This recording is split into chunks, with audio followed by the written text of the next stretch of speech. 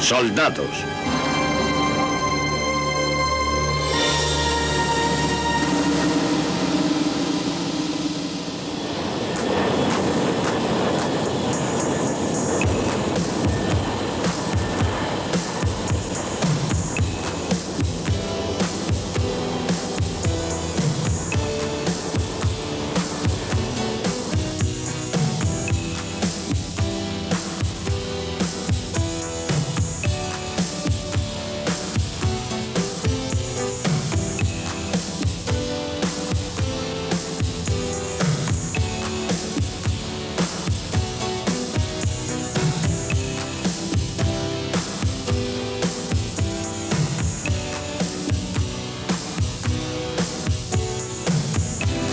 Los músculos de la guerra.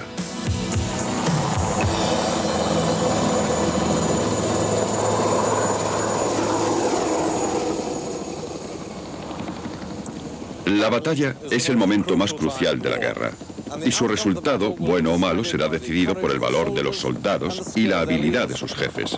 La victoria también dependerá de cómo sean abastecidos los soldados en lucha. Hoy día los suministros son transportados a la línea del frente en helicópteros gigantes como este. Todo, desde balas hasta bizcochos, desde sangre hasta mantas. Estos helicópteros son solo el último eslabón de una larga cadena y una compleja organización, sin las cuales las armas más mortíferas quedarían silenciosas y el soldado más valiente moriría. En el cuartel general logístico del ejército estadounidense en Alemania, los oficiales están planificando la recepción de los hombres de una brigada blindada. 17.000 hombres y 50.000 toneladas de equipo llegados desde Fort Hood, Texas. El objeto de la guerra, según un general de la Guerra Civil Americana, era estar allí el primero y con más. Hoy tenemos una palabra más prosaica para definir eso: logística. El arte práctico de desplazar a los ejércitos y abastecerlos. Estoy comprobando un horario de trenes para el desplazamiento de los M1, M2 y M3. Tenemos un problema con los horarios de trenes y estoy especialmente interesado en la zona norte.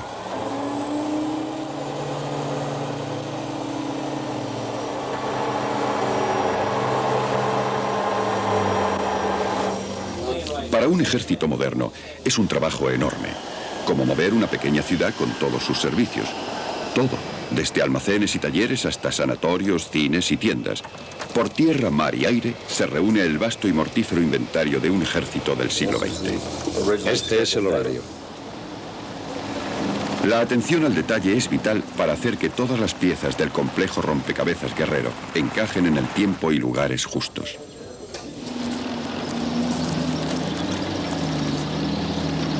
Hombres, camiones y tanques.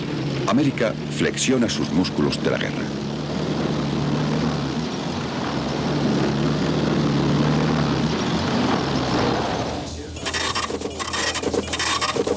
Dice que esta unidad viene con solo la mitad de la fuerza de la que estaba programada.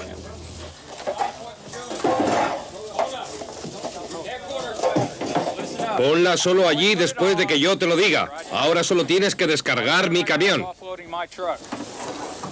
En el siglo XIX, casi todos los hombres uniformados estaban desplegados dentro del alcance de los cañones enemigos. Hoy el trabajo de suministro se ha hecho tan amplio que muchos soldados nunca ven el frente. En Vietnam, solo 1 de cada 7 soldados se vio realmente envuelto en combate. Por muy complejo que sea el uso de la tecnología, en cierto aspecto, un ejército de hoy es como cualquier otro de la historia. Según la famosa frase de Napoleón, marcha sobre su estómago.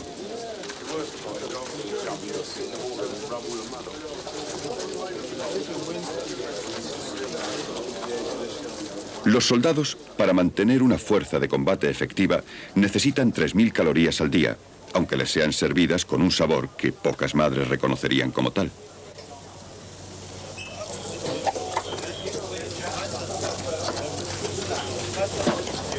Estás tirando más al suelo de lo que dejas en la mesa. Espera un momento, mira. Se corta así. Cuidado con los dedos, que los necesitarás. Asegúrate de que lo mueves bien y de que todos los ingredientes están arriba. Si no se van a quejar, dale su ración completa. Obviamente, La falta de comida tiene un efecto físico en el cuerpo de un soldado, pero tiene un efecto igualmente dañino en su moral. El hambre ha acelerado derrotas con mucha frecuencia en la historia, así que un general inteligente se preocupa mucho de que su tropa esté bien alimentada. He estado allí y me han dicho que en el próximo envío de las 8 esperan lo que falta de pilote más el suyo, así que deberán tener como unos 6.000. Creo que llegaremos a superar los 25.000 barcos, pero de todos modos no hay problemas. Durante buena parte de la historia, la alimentación de sus soldados fue uno de los mayores problemas de un general. Y era un problema que crecía conforme el tamaño de los ejércitos se incrementaba. Eduardo III, en su camino a Crecy, encontró difícil alimentar a sus 11.000 hombres. En el apogeo de la Guerra de los 30 años, en el siglo XVII, el rey sueco Gustavo Adolfo II y su oponente Wallenstein tenían cada uno ejércitos de 100.000 hombres. Estos ejércitos eran como enormes orugas devorando su camino a través de la tierra, dejando un rastro de hambre y destrucción tras ellos. Cuando el suministro de alimentos fallaba, los soldados lo solucionaban por su propia cuenta, saqueando a los habitantes de las zonas por las que marchaban. En la Primera Guerra Mundial, los soldados se podían contar por millones. Pero la invención en el siglo XIX de la comida enlatada y seca significó que la alimentación de los ejércitos ya no era un problema. Una panadería se enorgullecía de consumir unos 70.000 kilos de harina en un solo día. Graham Williams recuerda otras exquisiteces. En aquellos días, tal vez tenía un trozo de tocino y un gran saco lleno de panes, o un cajón de madera lleno de latas de mermelada y otras cosas. Las raciones adecuadas eran carne fresca o, en lugar de carne fresca, una lata de carne en conserva. También había mantequilla en lata. En lugar de pan, para complementarlo había galletas del ejército, una especie de galletas para perros. Y otra cosa llamada maconichie. Era una ración de carne de buey y verduras en lata. Calentándolo no sabía muy mal, pero había un tipo en nuestra sección al que le gustaba frío, un sabor de lo más repugnante. En nuestro batallón nunca teníamos leche para nuestro té. Había un terrible desperdicio de comida, especialmente había montones de queso, mucho más del que necesitábamos realmente. Había siempre un montón de aquel desperdicio y en particular latas de carne. En muchos casos el fondo de las trincheras era tan fangoso que se ponían latas de carne como una especie de pavimento. Una notable característica de la Segunda Guerra Mundial fue la capacidad de los aliados para alimentar y abastecer tropas en cualquier parte del mundo. Pero lo que el soldado inglés quería era té. Un enfermero pensaba que los 5 principales elementos antes del choque de la granada eran una taza de té y 4 terrones. Pero cuando los soldados no logran tener su comida regular, revierten a los métodos de tiempos pasados. Íbamos mal de comida y llegamos a una aldea, a una pequeña aldea. Nos aseguramos bien de que allí no hubiera tropas. Vigilamos bien por todas partes. Normalmente tratábamos de rodear los pueblos. Llegamos allí y había unas 5 o 10 familias viviendo en unas pocas casas. Nosotros llegamos allí con nuestras armas. Ellos no tenían. Y también estaban hambrientos. Tenían muy poco para comer. Había sobre todo mujeres y niños. La gente estaba hambrienta y hacía mucho frío. Bueno, les quitamos todo. Cuando estábamos en unidades y no podíamos conseguir comida, nos metíamos en los pueblos y cogíamos todo lo que podíamos. Cuando encontrábamos un animal que a veces los rusos habían escondido en alguna parte, un cerdo, pollos o lo que fuera, nosotros lo matábamos todo. Creo que uno se hace despiadado cuando pasa hambre y mira solo por sí mismo. Los soldados siempre han necesitado otras comodidades para aliviar la tensión de la batalla o disipar el tedio de la vida en el campo. Muchas de ellas, como burdeles o cerveza, han de ser llevadas al frente. Así que la paga regular ha sido siempre esencial para mantener un ejército contento. En efecto, la palabra soldado procede del latín solidus, la moneda usada para pagar a los legionarios el sueldo diario. En el frente los cigarrillos fueron un gran consuelo. En ambas guerras mundiales estuvo ampliamente extendido el fumar sin cesar. Bajo la tensión de la batalla, los fumadores estaban dispuestos a arriesgar sus vidas para conseguir un cigarrillo, y el tabaco conseguido era uno de los grandes botines de la guerra.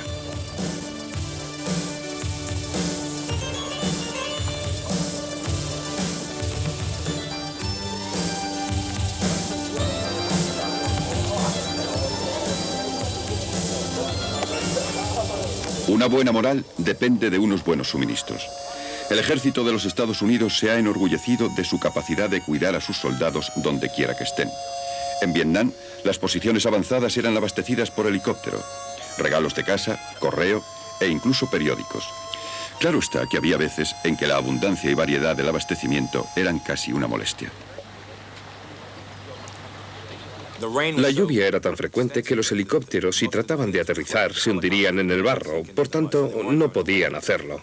Se ponían a unos 10 metros del suelo y empezaban a tirar los suministros. Lo que estaban tirando eran cajas de cartón con uniformes nuevos. Puedo recordar que estuvimos 80 días sin una comida decente. Un helicóptero llegó con un suministro, pero lo que nos lanzaron fue lo que llamamos raciones PX, que contienen chocolatinas, papel higiénico, cigarrillos y cosas así. Ni un trozo de pan, ni tampoco café.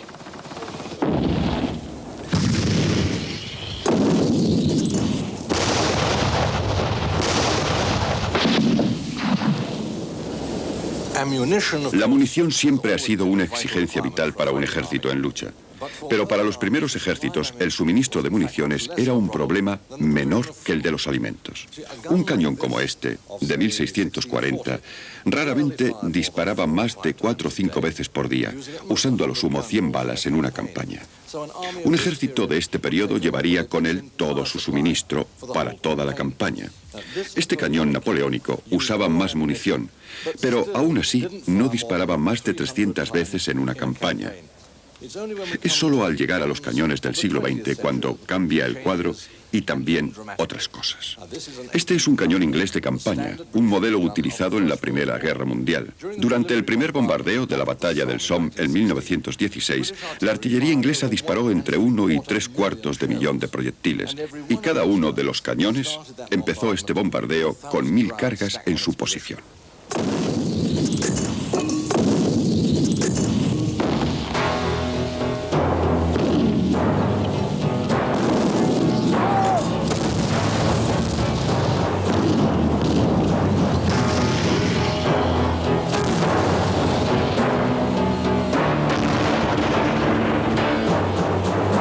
Durante la Primera Guerra Mundial, la munición superó a la comida como el artículo más suministrado a las unidades en el campo.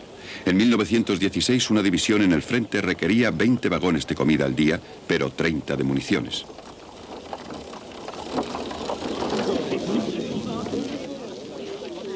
Transportar granadas, armas ligeras y munición de cañones de campaña era muy duro, pero en la artillería pesada el trabajo era agotador, como bien sabe Montague Clift. Los hombres tenían que hacer un trabajo colosal, mucho mayor en nuestro caso que en el de la artillería de campo. Nuestros proyectiles eran muy pesados y tenían que ser movidos a brazo. Había cientos de ellos. Yo tengo un récord de 400 proyectiles disparados por nuestros 4 cañones en 40 minutos. Estaban los 4 juntos. No solo entonces, sino cuando la munición tenía que ser repostada desde los camiones de atrás. Se usó tanta munición que solo la completa transformación de la industria pudo satisfacer la demanda. Así que solo el reclutamiento de las mujeres pudo mantener las fábricas en marcha. Se necesitó la insaciable necesidad de suministros de la guerra moderna para comenzar a emancipar a las mujeres. Con la mecanización, las necesidades de los ejércitos se habían hecho más complejas. Se requerían unidades de especialistas para mantener todo este equipo en marcha y listo para la batalla.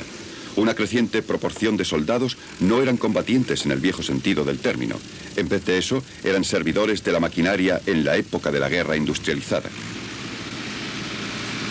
El ingrediente esencial para mantener en marcha un ejército moderno es el combustible. Es vital para la guerra del siglo XX. Se han lanzado campañas militares para asegurarse un suministro seguro de petróleo. En las operaciones cotidianas de un ejército, la logística tiene el crucial trabajo de poner combustible en sus tanques, sus aviones y sus camiones, ya sea con cisternas, oleoductos o, si todo falla, con latas. Las dotaciones de los tanques no piensan en kilómetros por litros, sino en litros por kilómetros. Un moderno tanque de batalla tiene una media de 10 litros por cada kilómetro y medio en carretera, pero moviéndose a velocidad de campo a través, subirá su consumo a 15 litros.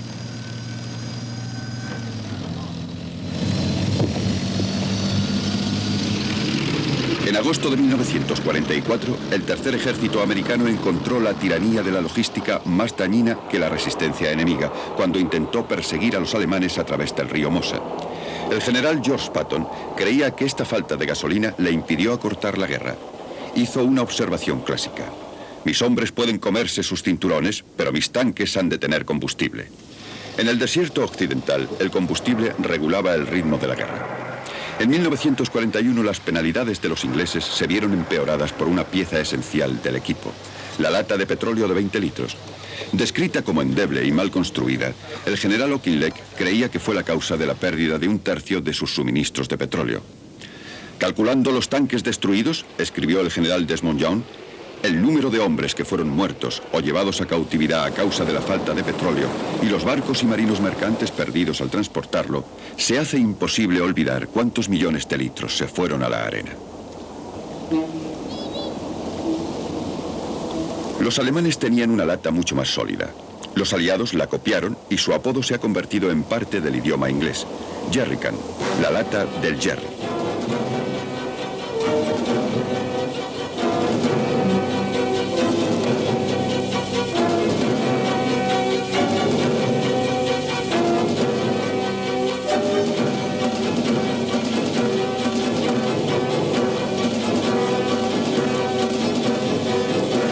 La Segunda Guerra Mundial acentuó el fuerte lazo entre poder militar y músculo industrial. La tremenda fuerza de América fluía de sus fábricas y la envergadura de su producción de guerra fue enorme. En el apogeo de su producción, en 1944, fabricaron 2 millones de camiones, 100.000 aviones, 84.000 tanques y 7.500 locomotoras.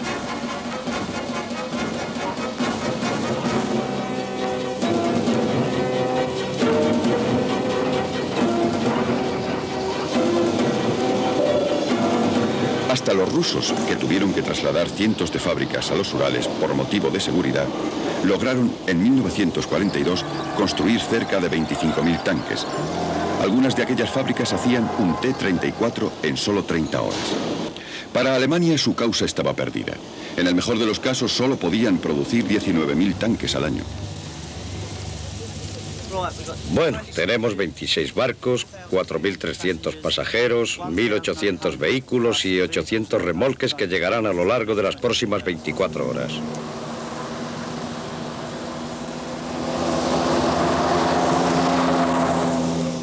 Póngalos cerca con el número de crédito del convoy en este lado. El sargento Johnson les dará las hojas de ruta. De acuerdo.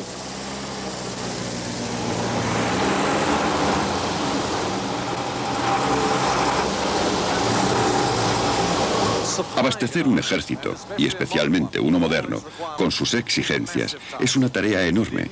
Por eso muchos ejércitos del siglo XX han creado unidades de especialistas, como esta, el 27 Regimiento, grupo de apoyo logístico del ejército inglés, cuyo trabajo no es combatir, sino transportar suministros donde son requeridos. La buena actuación de los combatientes en el frente puede muy bien depender de la efectividad con que hagan aquí su trabajo los soldados.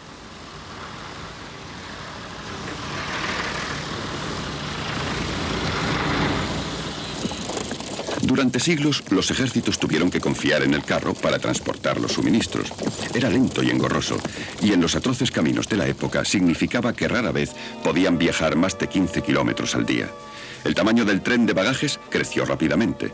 En el siglo XVI, un ejército de 24.000 hombres tenía 3.000 hombres para acompañarlo, pero ni siquiera una columna de este número podía transportar bastantes alimentos para mantener a todo el ejército. Pronto los soldados se vieron obligados a vivir del terreno y a menudo el ejército degeneraba en poco menos que una chusma. Las cosas se ponían mucho peor si la marcha se hacía a través de un país ya agotado por la guerra. Entonces los soldados y los civiles pasaban hambre juntos.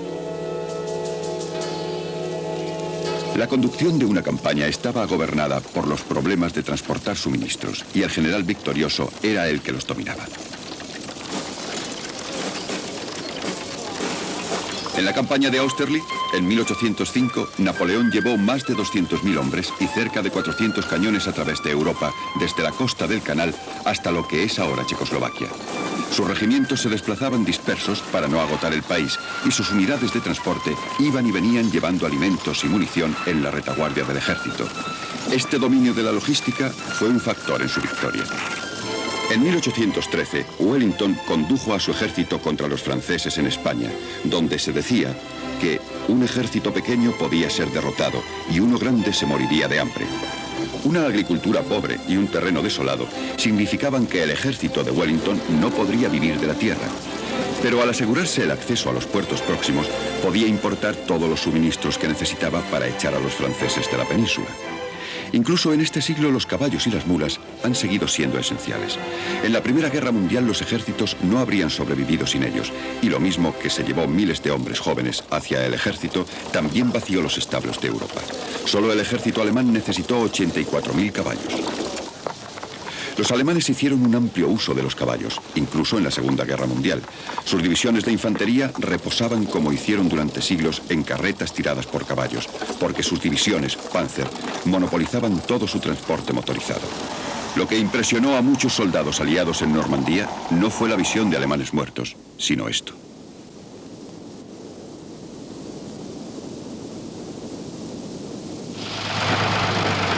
No fue solo la escasez de camiones lo que llevó a la supervivencia del transporte animal. Cuando el terreno y el clima resultaban imposibles, los caballos y las mulas funcionaban. Por ejemplo, en Birmania, el transporte por carretera convencional era inútil. El único camino era el que se abría a machetazos en la jungla. Las mulas podían seguir a los soldados por todas partes. Fueron muy útiles en las operaciones contra los japoneses, como recuerda Cyril Boldock. Las pequeñas llevaban cerca de 50, 75 kilos o quizá un poco más, y las grandes probablemente unos 100. Llevaban de todo, desde picos y palas hasta suministros médicos, municiones y lo más importante de todo, la radio, sin la cual no habríamos podido conducir la campaña ni ser reabastecidos. El terreno que cubrimos durante aquellas operaciones variaba desde el llano hasta la región montañosa, donde las laderas eran casi verticales y estas no siempre estaban secas. A veces eran muy fangosas y resbaladizas. En algunas ocasiones, en esta clase de marcha no se podían manejar las mulas de forma normal. De cuando en cuando se volcaban y se aplastaban con su carga en el fondo de grietas y barrancos y teníamos que bajar a rescatarlas. Y claro está, lo más importante de todo era la carga que llevaban. Desde que empezamos la marcha hasta que llegamos debimos hacer unos 1500 kilómetros o quizá más. En cualquier clase de batalla, pero en particular en las zonas de jungla, puedes estar muy cerca del enemigo sin saberlo.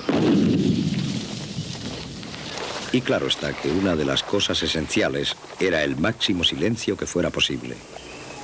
Una cosa que no se podía permitir que ocurriera es que una mula rebuznase cuando los japoneses estaban cerca. Así es que antes de salir les hicimos a todas la sencilla y rápida operación de cortarles las cuerdas vocales. No es una operación irreversible. Así que hacia el final de la campaña, alguna de sus cuerdas vocales comenzaría a funcionar de nuevo. Nos dijeron que las mulas eran una despensa de reserva para nosotros. Y cuando llegó el momento y estábamos hambrientos, y lo estábamos a menudo, se le ofrecía mula a la gente. Recuerdo que nunca nos comimos ninguna. Preferíamos pasar hambre antes que comérnoslas. Son absolutamente esenciales para el éxito de la campaña. Y claro, para nuestras vidas también. En los Alpes bávaros aún hay problemas de transporte, incluso en la era del helicóptero. Aquí el ejército de Alemania Occidental mantiene una unidad de mulas.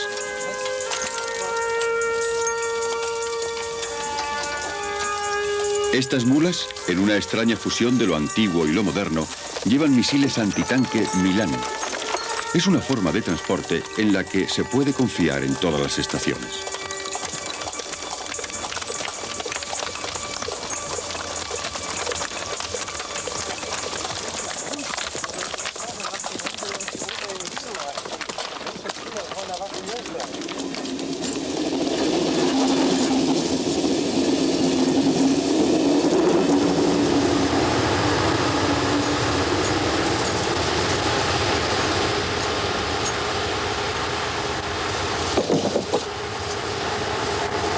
Los ejércitos modernos hacen un extenso uso del sistema de ferrocarriles para desplazar equipo pesado a largas distancias, desde muy atrás del frente y directo a la zona de batalla. Los ferrocarriles son tan familiares al paisaje del siglo XX que es difícil apreciar lo revolucionario que fue el tren en el pasado. Hace 100 años, aquella fue realmente la era del tren. En el siglo XIX, este cambió el rostro de la guerra. Antes un ejército habría necesitado 2 semanas para viajar 300 kilómetros.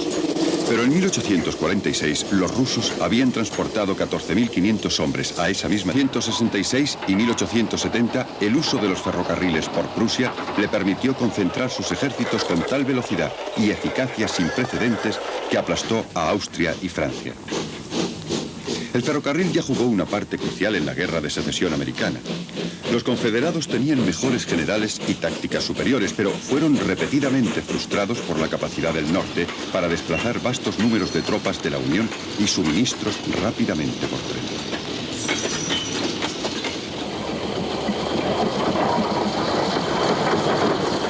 En 1914, la movilización fue controlada por el horario de los trenes.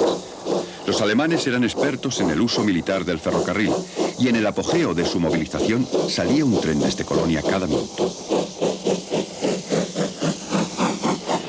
En la Segunda Guerra Mundial, un sistema europeo de doble vía podía transportar una carga igual a la que llevaran 1.600 camiones. El sistema viario en Rusia, sin embargo, estaba planeado para ponerle dificultades a cualquier invasor. Solo el material circulante en Rusia podía ser usado en los raíles rusos. Cuadrillas alemanas tuvieron que convertir todo un sistema de vías.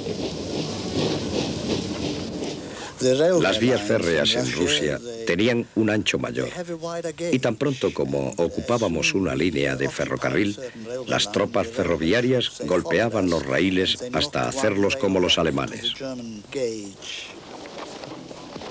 Pero los ferrocarriles son vulnerables y los partisanos rusos hicieron de los trenes de abastecimiento alemanes su principal blanco. Hacia el final de la guerra, los partisanos eran más efectivos y llegaban menos suministros de combustible y municiones. El fracaso al no reconocer la importancia de los ferrocarriles tendría un efecto desastroso en el plan de invasión alemán y fue un factor fundamental en su derrota. Cuando llegaban los suministros, aún tenían que ser transportados desde las terminales hasta el frente, y era el camión el que tenía que proporcionar el último eslabón en la cadena de abastecimiento. Fue durante la Primera Guerra Mundial cuando el camión comenzó a imponerse al caballo, y llegó el momento en que su contribución cambió la historia.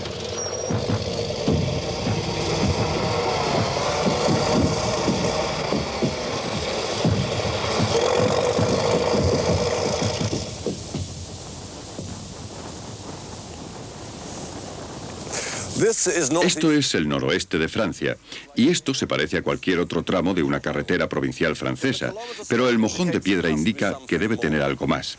En efecto, es la carretera de la ciudad francesa de Verdun, desde el pueblecito de Bar-le-Duc, 30 kilómetros atrás. Las palabras cuentan la historia. Esta es la Voie Sacrée. En 1916, cuando los alemanes atacaron Verdun, todos los caminos que conducían a la ciudad quedaron cortados o cubiertos por su artillería, excepto este. Con feroz energía, los franceses enviaron hombres y suministros a lo largo de este camino hacia los defensores de Verdun. Cada 14 segundos pasaba un camión por este punto llevando suministros de comida, municiones y soldados. Se dice que sin el motor de combustión interna, Verdun no habría sobrevivido. La Voie Sacrée, o Vía Sagrada, permanece como un monumento a aquellos camiones y a los hombres que los conducían.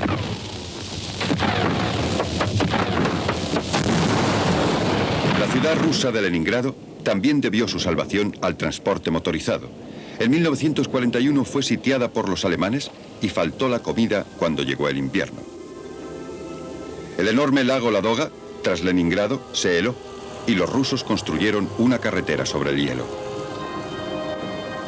Postes de control de tráfico fueron levantados a lo largo de la ruta. Los camiones marchaban noche y día a una distancia de 330 kilómetros sin espacio para el error en la carretera de hielo.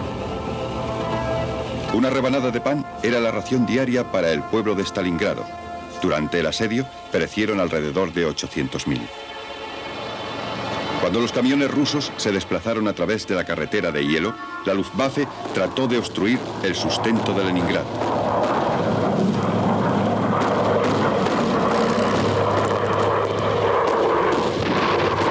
carretera de hielo permaneció abierta hasta que se derritió en la primavera.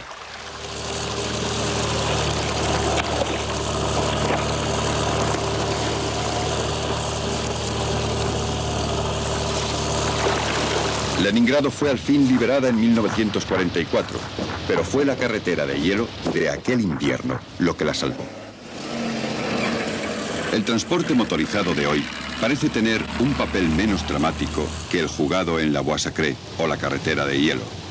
Sin embargo, si los soldados han de recibir los suministros que necesitan para permitirles vivir y pelear, entonces las principales rutas de suministros tras ellos, carreteras, puentes, ferrocarriles, deben permanecer abiertas.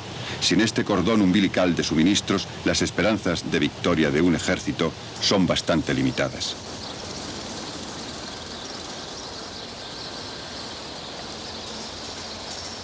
Mantener un ejército abastecido es crucial para la supervivencia de los soldados, pero la logística juega un papel más amplio en la conducción de una guerra. Logística es la parte de la ciencia militar que atiende la marcha de las tropas en campaña.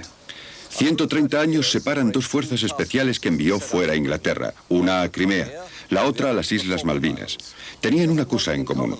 Ambas estaban muy alejadas, con una línea de comunicaciones inmensamente larga. La organización de los suministros llevaría a determinar qué clase de guerra harían. Pues todo lo que aquellos soldados necesitasen para vivir y pelear tendría que ser transportado miles de millas por barco. Los barcos eran el único eslabón entre Inglaterra y su fuerza expedicionaria sitiando la fortaleza rusa de Sebastopol en 1850. La vida en las inhóspitas mesetas de Crimea era dura en el buen tiempo. En invierno era terrible. La incompetencia se mezcló con la inexperiencia para producir el caos administrativo y la campaña se convirtió en un símbolo de sufrimiento y privaciones. Los hombres morían de insolación mientras que fardos de ropa de abrigo eran hundidos en la bahía para formar pasarelas de desembarco. Todas las graduaciones parecían espantapájaros barbudos. Los uniformes se gastaban y no podían ser reemplazados. Se pidió a los oficiales que llevaran sus espadas porque no había otra manera de distinguirlos de los soldados rasos. Durante 2 años el ejército inglés peleó y resistió. La organización inglesa mejoró. La resistencia rusa se derrumbó. Sebastopol cayó y quedó asegurada una victoria inglesa. Cuando los argentinos ocuparon las Malvinas, podían alcanzar con facilidad las islas con transporte aéreo desde el continente. Las cosas eran muy diferentes para los ingleses. Simplemente poner en camino la fuerza especial fue una gran hazaña logística. Hubo que requisar barcos de todos los tipos. Luego llegó la compleja tarea de cargar las 1001 cosas requeridas por una fuerza de combate. El general Ian Buster recuerda aquellos febriles primeros días. Alrededor de las 5 de la mañana yo pude contactar con varios depósitos, alertarlos y poner así en marcha la descarga de 5.000 toneladas de artículos. Literalmente cargamos conforme los barcos llegaban a la bahía. Y eso significa que lo hicimos no como querríamos hacerlo para un asalto anfibio, sino conforme los barcos estaban allí y, por supuesto, cumplir las exigencias del Ministerio de Comercio, la regulación de carga de barcos mercantes. Esto creó grandes problemas después.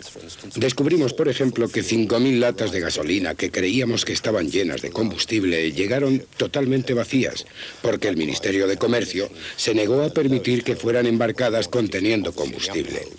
Igualmente teníamos municiones en el nivel inferior, cuando obviamente las queríamos en el superior. El Canberra sería nuestro mayor transporte de tropas. Atracó y a las 72 horas había sido equipado con una pista de aterrizaje para helicópteros y partió con 2.500 hombres. El trabajo no se detuvo cuando partió la fuerza especial. Se hizo buen uso de un alto en la isla Ascensión a mitad del camino a las Malvinas. Estuvimos en la isla Ascensión 2 semanas y durante ese tiempo pudimos organizarnos y reestivar. Teníamos la munición de artillería junto a las piezas de artillería y en general nos preparamos para lo que entonces comenzamos a comprender que no eran unos espléndidos ejercicios, sino que en realidad era ir a la guerra. Los barcos mercantes especialmente preparados para la campaña llevaban la mayor parte del material. El Atlantic Conveyor era un depósito de ordenanza flotante. El Atlantic Conveyor transportaba nuestros helicópteros y con una cantidad limitada de transporte por carretera, el movimiento logístico era absolutamente esencial. Pero fue alcanzado por un misil Exocet. Se perdieron 3 de ellos. Por fortuna uno estaba volando en ese momento, acababa justo de partir, y pudo usar barcos a través del océano como puntos de apoyo hasta que al final llegó a San Carlos. Ese único helicóptero fue entonces el principal transporte logístico que tuvimos en toda la campaña. Esto no solo nos forzó a incrementar las cargas con los hombres que llevaba, sino que fue la razón por la que enviamos al Sir Galahad con los guardias galeses y una gran cantidad de munición y material Black Cow, con el resultado de la triste pérdida de varias vidas.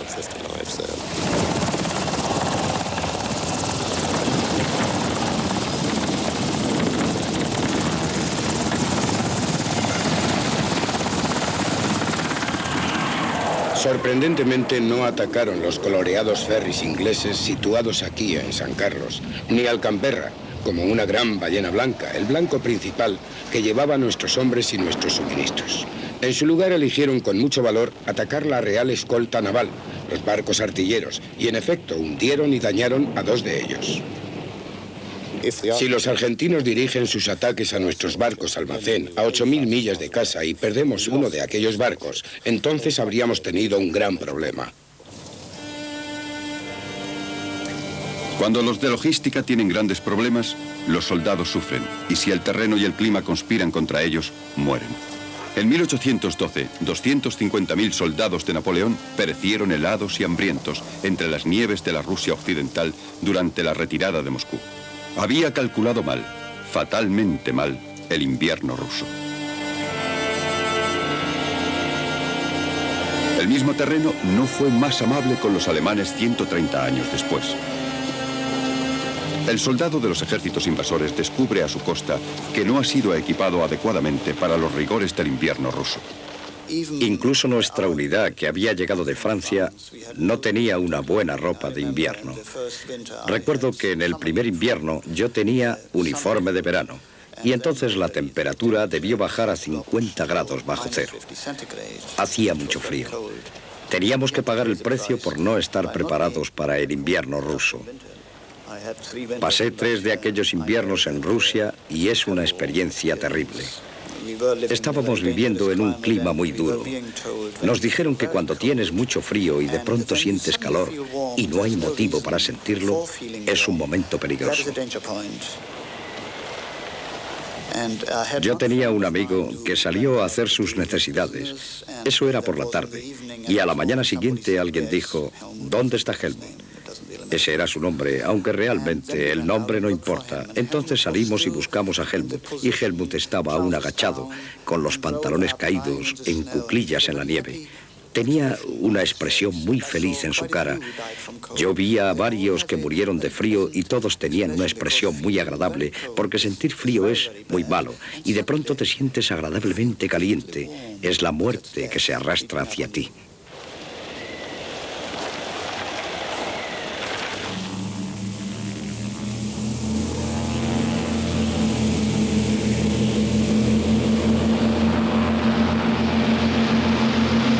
Revolucionó la logística e hizo mucho para cambiar el sistema de lucha de un ejército fue la aparición del avión de transporte.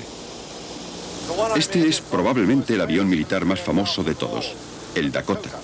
Sigue fuerte después de 40 años. Este está en servicio en la Fuerza Aérea Israelí. Puede llevar 20 soldados totalmente equipados o 2,5 toneladas de suministros. Duro y fiable, puede aterrizar en una tosca pista o soltar su carga con paracaídas. Aviones como este alteraron el curso de campañas como la de Birmania en 1944.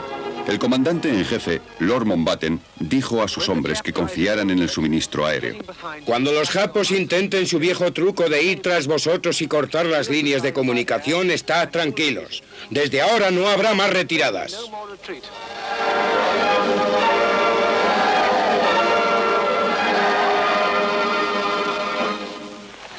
En febrero de 1944, parte de la 7ª División India fue rodeada por los japoneses en Birmania Occidental. La aviación la tuvo abastecida de alimentos y munición. Los planeadores fueron usados en las operaciones Chindit tras las líneas japonesas. Muchas de las tropas fueron lanzadas a zonas de aterrizaje dentro de la jungla. No siempre tuvieron un aterrizaje.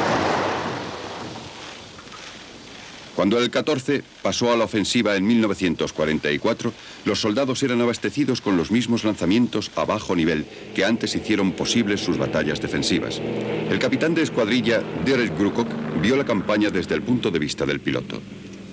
Las zonas de lanzamiento eran difíciles de localizar porque obviamente eran muy pequeñas y en una zona muy fantástica, que en una gran extensión parece la misma. Es todo jungla y es todo verde y todo brotando allí. Alguna parte es alta y otra baja, pero no es fácil de descubrir. Teníamos que aterrizar en pistas como de unos 800 metros con un Dakota totalmente cargado, y eso era especialmente difícil en una zona como la llamada Aberdeen. Tenías que acercarte recto. Esa pista en particular era la peor. Creo que cayeron unos 20 Dakotas a tierra cuando al fin la localizamos. Lo que hacía el trabajo maravilloso era que el aeroplano en el que volábamos era magnífico. Podías volar en círculo casi como un caza y podías aterrizar en un espacio muy pequeño. Realmente era un aeroplano maravilloso. No creo que pudiéramos haber hecho el trabajo con otra clase de aparato.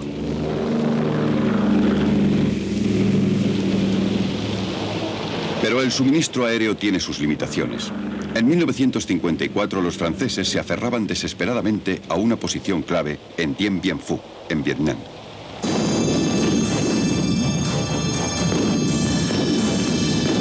La artillería del Viet Minh pronto inutilizó la pista de aterrizaje y los refuerzos y suministros tenían que ser lanzados en paracaídas.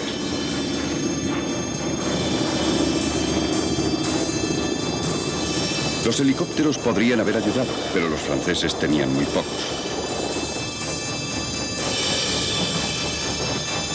Las tropas en tierra eran cercadas cada vez más estrechamente.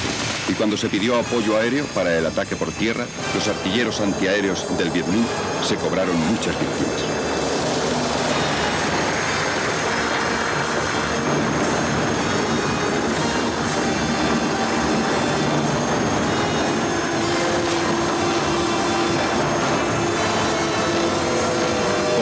Rodeado de colinas, los pilotos franceses llamaban a Dien Bien Phu el Orinal. Causaron fuertes bajas al Viet Minh, pero al fin la posición fue superada por el peso del número.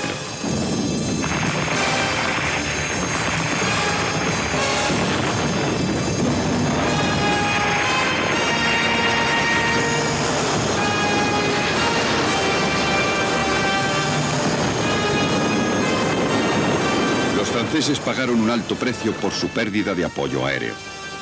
Perdieron lo mejor de su fuerza de combate y con ello una colonia.